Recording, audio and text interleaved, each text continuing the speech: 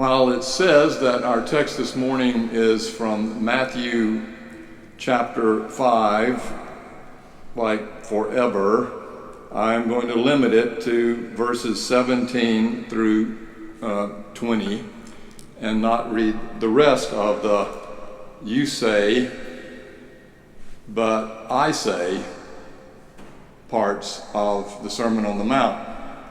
We've gotten here because last week we started this 6-part series during Lent, following along the grace groups, Amy Jill Levine's book by the same name, the Sermon on the Mount, and we decided as a staff to follow along in the preaching of it.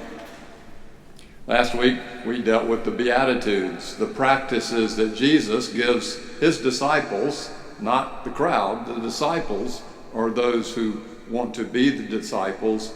He gives them the practices that are needed to become disciples. This morning, he's sitting still with his disciples on top of the mountain. The crowd's perched along the hills, I guess, listening in. And what he's telling them is that his way of discipleship is a way of discipline. It is a discipline of love and of hard work. And so he tells them in the 17th verse of Matthew, "Do not think that I have come to abolish the law or the prophets. I have come not to abolish, but to fulfill. For truly I tell you, until heaven and earth pass away, not one letter, not one stroke of a letter will pass from the law until all is accomplished. Therefore, whoever breaks one of these least of these commandments and teaches others to do the same will be called least in the kingdom of heaven. And whoever does them and teaches them will be called great in the kingdom of heaven. For I tell you, unless your righteousness exceeds that of the scribes and Pharisees, you will never enter the kingdom of heaven." This is the word of the Lord. So let me make some comments about the word antinomian in my sermon title. Antinomian, he's not. Like most of you, I had no idea what it meant either until I preached a sermon not soon after I had graduated from seminary about the power of grace, that we are saved by grace through faith and not by the works of the law. And as I remember, I preached that, there is, as a Christian saved by grace, there's nothing that we can do. There's nothing that we can do. There's nothing that we can do to earn our way into God's love. Nothing. And I'm sure I threw in a couple of stories, and then we ended with Amazing Grace as the last hymn, of course. I said the benediction, headed out to the door to shake the hands of the members and receive the usual good sermon preacher from those that I had already noticed were nodding asleep during most of it. And I noticed near the end of the line we had this frequent visitor who was originally an attorney and left the law to become a minister who had since retired, and he was wise enough to usually have a good comment. And so as he came through the line and shook my hand, he said to me, "Preacher, I didn't know you were antinomian." I didn't know what to say, because I didn't know what antinomian meant. If I had been a better student in Bill Carl's Greek class in seminary, I would have known anti means against, and nomian comes from the root word nomos, which means law. And so what he was saying to me basically was, I didn't know you were so lawless. What is it with these OCD nomians, these lawyer Pharisee types who go around holding themselves up to some grand ideal of legalism and do-gooderism to religious perfection. What is it? What is it? I was a guest preacher at a church a while back. I don't know, maybe 10 years ago. You know the type, the button-down collar kind of churches where everything just runs as smooth as silk, and the worship committee spends 3 or 4 hours every month arguing about how many flowers should be on the communion table and whether it should move 2 inches forward or 2 inches back. And the sanctuary, when you walk in for worship, it's quiet as a tomb. You can't say a word to anybody because it's just too holy of a space to make any noise. And God forbid that some poor visitor might sit in the wrong pew, because then the ushers who have already been clued the week before that they have to follow the dress code of the right dress or tie or suit, they all match. The ushers, if you're in the wrong pew, the ushers will swoop in and say, "I'm sorry, ma'am, I need to ask you to move. I'm sorry for this." And she says, "Oh, I'm sorry, why?" And the usher says, "Well, we have a rule here. It's an unspoken law that people have their own seat, and when others invade that, we ask them to find another one." Ooh, what is it with this Pharisee legalism, these rules, these laws? You know what I'm talking about. Every church has about a zillion of these unspoken rules. Honey, look over there, Bob Beal, he's in church. He doesn't have a tie on. Bless his heart. I mean, even Jesus didn't follow all the rules, right? Several times those righteous, self-righteous, legalistic Pharisees watched Jesus break them on the Sabbath. He and his disciples are hungry. They're walking through a field, and he and his disciples pluck grain, and it's illegal to pluck grain on the Sabbath, and they called him on it. He heals lepers by touching them. It breaks the rules, and they call him on it. He heals those who are in need who come into worship on the Sabbath, and they call. Jesus wasn't a legalist, right?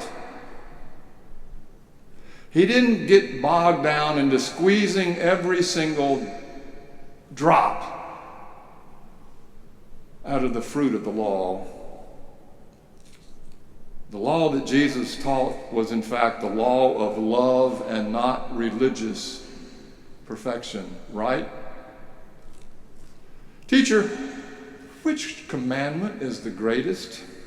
Someone asked, and Jesus, instead of going through the Hebrew law review, sums it all up with, "You shall love the Lord your God with all your heart, your soul, and your mind. This is the first and the greatest commandment, and the other is like it. You shall love your neighbor as yourself. Of these 2 commandments hang all the law and the prophets." 3 cheers, Jesus, for being antinomian. It's grace. We're saved by grace, not by works, as St. Paul said, as the Bible wrote, and as I believe. What I could have said to that retired preacher was, "Thanks, preacher. I didn't know you were such a Pharisee." I could have, if I had known what he was talking about. But I'm glad I didn't.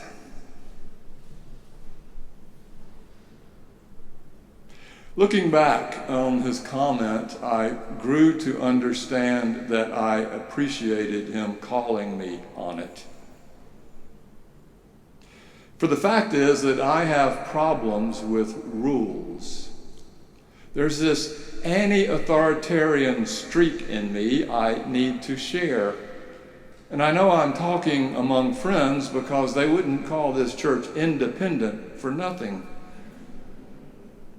But maybe I've grown up a little, matured some. I still don't like to read the directions, but I've grown to appreciate the law and the rule of law. My issue with rules probably has something to do with why I was such a lousy scout, not eagle. I was a tenderfoot for like 12 months. I think I broke the rule on that one. The Antinomian part of me had decided that there were just too many rules to follow, and in my Troop 3, Myers Park Methodist Church in Charlotte, North Carolina, with 150 plus scouts, we were told the biggest scout troop in the country, they had one rule that made no sense to me, therefore I threw them all out.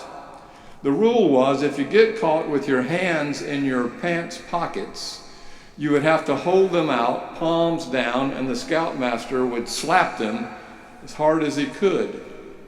Where are you supposed to put your hands? Under your arms. You put them in your pockets, you'll tear your pants. That made no sense to me, especially when it's feeling like 20 degrees below zero on a camping trip and we're shivering to death. It made no sense to me, and so for that reason, that one rule alone, I decided that I'm not going to do this, and I look back with regret. For if I had worked harder as a scout, if I had taken the rules more seriously, the scout law, trustworthy, loyal, helpful, friendly, courteous, kind, I'm reading, cheerful, thrifty, brave, clean, reverent. Which one did I leave out? Obedient. Perfect. As long as I don't have to be obedient. But looking back, I wish I had been more obedient. And what I've learned about the beauty of life is that, as with things that we don't do well, the grace of God helps us to learn and grow from it. Turns out that my justification for not following the rules was based on the mistaken idea that Jesus was against them too. And it was also completely self-serving. Yes, we are saved by grace, not by keeping the law. Yes, God called Jesus to present to us the law of love, to help us know that religious legalism only leads to self-righteousness. Yes, none of us are perfect, but hear me now, Jesus was no Antinomian. If anything, he was supernomian. When it came to keeping the law, he raised the bar, not lowered it. It's clear that in his teaching his disciples on the mountaintop, on this Sermon on the Mount as it's called, it's clear that he's doing just that. I'm going to read the translation from the Message. And so here now, the word, don't suppose for a minute that I have come to demolish the scriptures, either God's law or the prophets. I'm not here to demolish, but complete. I'm going to put it all together. God's law is more real and lasting than the stars in the sky and the ground at your feet. God's law is. Trivialize even the smallest item in God's law, and you will only have trivialized yourself. But take it seriously. Show the way for others, and you will find honor in the kingdom. Unless you do far better than the Pharisees in the matters of right living, you won't know the first thing about entering the kingdom. And then he breaks it down. You have heard it said, the first one, thou shalt not murder. I'm telling you that anyone who so much is angry with a sister or brother is guilty of murder. Anger? Carelessly call a brother idiot, and you just might find yourself hauled into court. Thoughtlessly yell stupid at a sister, and you are on the brink of hellfire. The simple moral fact is that words kill. So this is how I want you to conduct yourself in these matters. If you enter your place of worship and about to make an offering, you suddenly remember a grudge a friend has against you because of something you've done. Abandon your offering. Just put it in the pew, leave immediately, and go to this friend and make things right. Then and only then, Jesus says, come back and work things out with God. Don't lose a minute. Make the first move. Make things right with him. It's called reconciliation. In the Sermon on the Mount, Jesus has 6 of these. You have heard it said, but I say, laws that come from the Hebrew law, some from the commandments themselves, and Jesus expands them. Jill Levine calls them, extends them. They are extensions. It takes this and makes it this, based on the extending practice in Hebrew faith, where the ancient Jews called this making a fence for the Torah. A fence around a house protects what's inside. A fence around the Torah, the law, protects the law by creating circumstances that make it difficult to break. And Jesus is only extending that fence to include a whole lot more than just what we read literally. Jesus extends the fence here not only to include the act of murder itself, but also the emotional anger and rage behind it,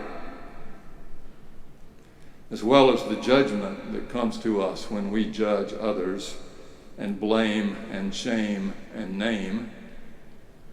Reminds me of that old W.C. Fields story. Near the end of his life, he's seen reading the Bible.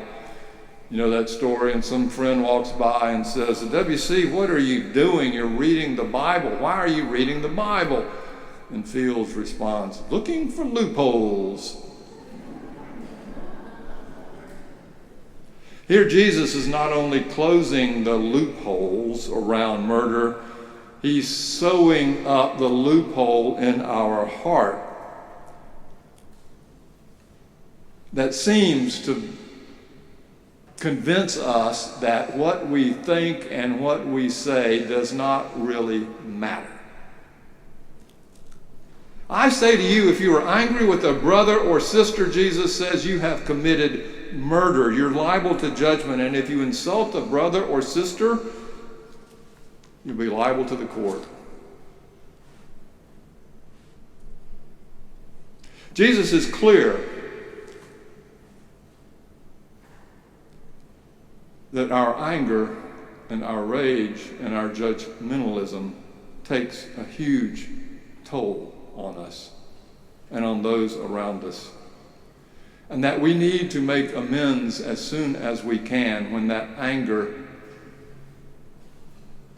leaves our being. Even our feelings, greed, lust, what goes on in our amygdala, our emotional brain stem is held accountable by the law of love, Jesus says. So much for Antinomianism. But here's the good news. We're all guilty of that, yes, and the grace of it is that we can't live up to it, which is, of course, the point, which is why we're called to live by this law anyway, as John Calvin said. The first use of the law is to convict us that we cannot obey it. Then, being convicted of that we fall short of that, we are brought to our knees in humility and contrition. That sort of wipes out any sort of self-righteousness that we might carry about, look at me, aren't I a righteous person? If ever there were a commandment for our age and day, I think this has to be it. The first one Jesus teaches Emotional murder through anger and name-calling is now pandemic. The virus of insulting, ridiculing, blaming, and shaming on Twitter and Facebook and social media make Jesus' words more relevant now than ever. Rabbi Jonathan Sacks, in his recent book, Morality, writes that President Barack Obama was speaking to a group of young people in Chicago 2 years ago and launched a surprisingly fierce attack on the political culture that has developed in the West in recent years around the use of social media for political weaponry. He criticized the people who show how woke they are, how ultra-sensitive to social justice issues by condemning and shaming others online. This idea of purity, Obama said, that you're never compromised and you're always politically woke, you should get over this now. The world is messy, he continued. There are ambiguities. People who do really good stuff are not like you always. These issues are not always a clash between right and wrong, but sometimes between right and right. Same with people. He went on, I get the sense that among certain people, the way to feel good about yourself is to be judgmental as possible about other people, to bully them, call them out, tweet something that is snarky, ugly, even wrong in order to put them down while supposedly lifting yourself up. Just because our leaders are doing it doesn't make it right. This is not just the woke people, he said. It's true for the MAGA crowd too, and some of their leaders as well. What's interesting about this is not what he said, but the reaction that Obama got after saying it. There was division, not over the politics of it, but the age. For those born, the boomers and the Gen Xers born up to 1980, they tended to agree with the former president, while millennials born between 81 and 94 and Gen Zers born up to this time went ballistic. Obama was not criticizing their concern for the causes they believed in, but the platforms and the process they used to bring about change. No one brings about change, he said, by insults or name-calling or indignation or condemnation or character assassination and self-righteousness. The only way you can change the world is by changing people, and the only way you can change people is to connect to them, to have a relationship with them. Where did President Obama get this? From Jesus? Probably in church. It's right here in the passage I just read. Jesus is clear. Shaming and gaming others may make us feel righteous and good, but it's like a dope addict. In the end, it only destroys the one who keeps using it. Like Buechner said about lust. Lust is the craving for salt by one who is dying of thirst. Jesus knew these dark emotions are toxic and hold us accountable in a very dark way, and he knew that there was a better way still. And I know I'm biased. We all are. But I have to say that the increase in the nuns in our culture, what religion are you? None. The increase in spiritual but not religious culture might have something to do with the nasty social media that is now pandemic.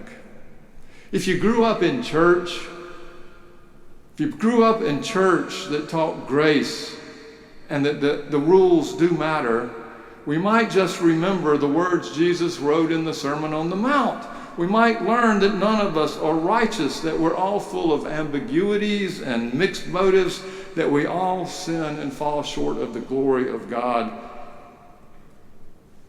Or maybe they did grow up in church, and what they heard there was how righteous they were. The religious, good, righteous people who think they know the whole truth and nothing but the truth, while at the same time judging those who didn't agree. I don't know. If they'd gone to church, I think, a church based on grace, not righteousness, they would have learned another passage in the Sermon on the Mount that goes, "Do not judge so that you may not be judged. For with the judgment you make, you will be judged, and the measure you give will be the measure you get. Why do you see the speck in your neighbor's eye, but do not notice the log in your own eye? You hypocrite. First take the log out of your own eye, and then you will see clearly to take the speck out of your neighbor's eye." In our world today, without awareness of the complexities of the human condition and the ambiguities of trying to live a life that is both good and real and honest, and how hard that is, in the midst of all the anger and the rage and the blaming and the naming that imposes, well, we end up with here. We are saved by grace, but only we come to know that grace when we take seriously the value of the law. We have to earn our merit badges, and yes, that is something to be proud of,